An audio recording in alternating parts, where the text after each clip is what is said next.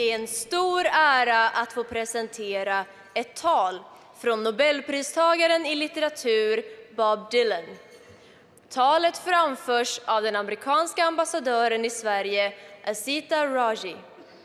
It is a great honor to introduce a speech from the Nobel laureate in literature, Mr. Bob Dylan. The speech is presented by the Ambassador of the United States of America to Sweden, Her Excellency Asita Raji.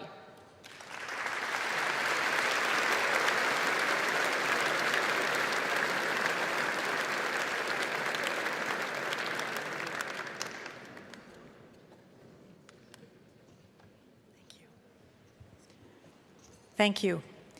It's a pleasure to be with you tonight for me and to read Mr. Bob Dylan's speech in recognition of the honor he has been awarded by the Nobel Committee. Here it is.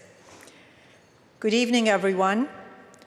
I extend my warmest greetings to the members of the Swedish Academy and to all of the other distinguished guests in attendance tonight. I'm sorry I can't be with you in person, but please know that I am most definitely with you in spirit and honored to be receiving such a prestigious prize. Being awarded the Nobel Prize for Literature is something I never could have imagined or seen coming.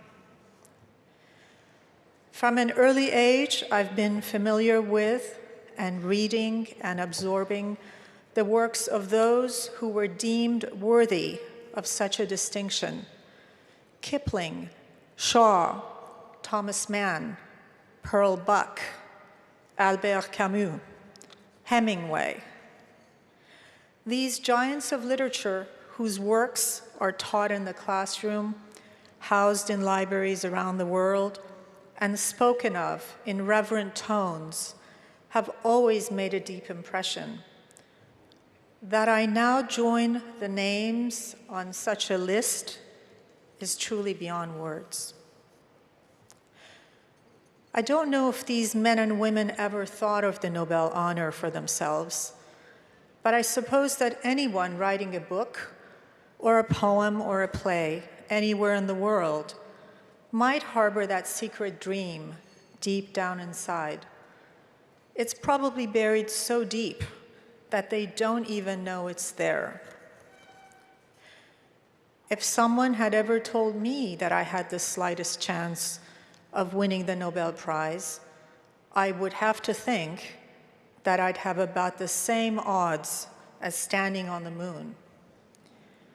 In fact, during the year I was born, and for a few years late after, there wasn't anyone in the world who was considered good enough to win this Nobel Prize.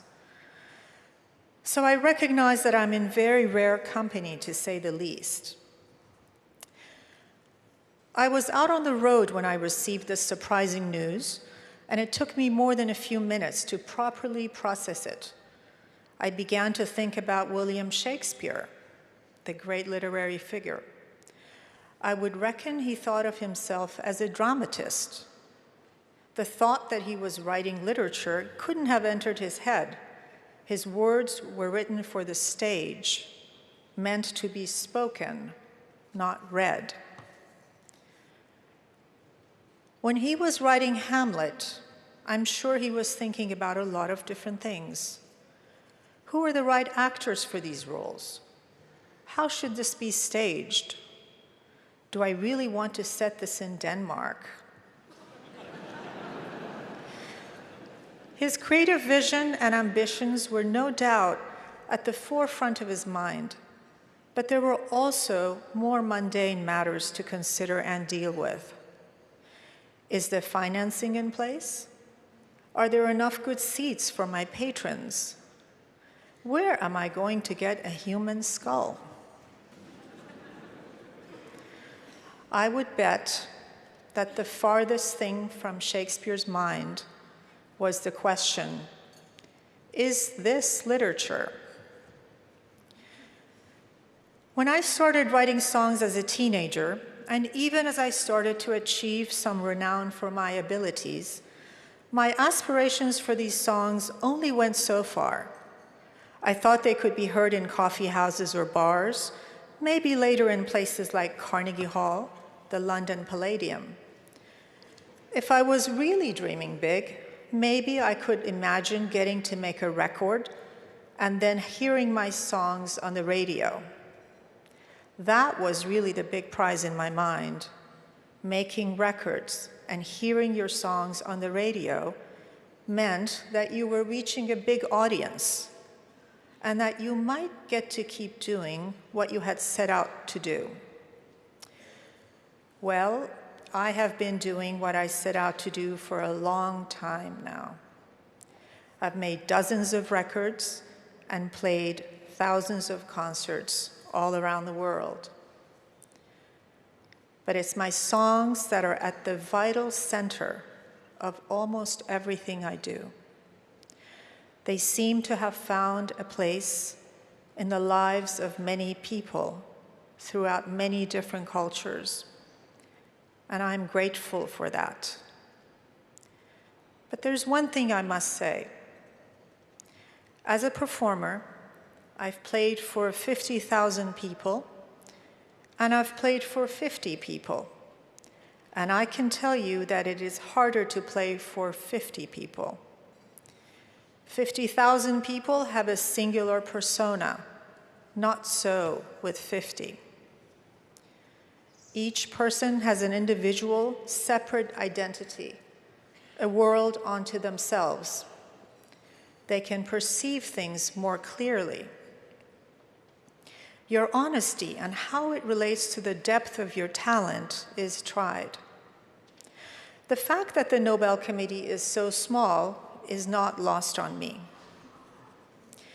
But like Shakespeare, I too am often occupied with the pursuit of my creative endeavors and dealing with all aspects of life's mundane matters.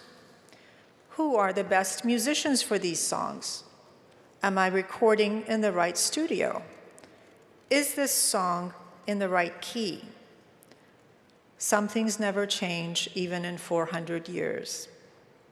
Not once have I ever had the time to ask myself, are my songs literature? So I do thank the Swedish Academy, both for taking the time to consider that very question, and ultimately, for providing such a wonderful answer. My very best wishes to you all, Bob Dylan.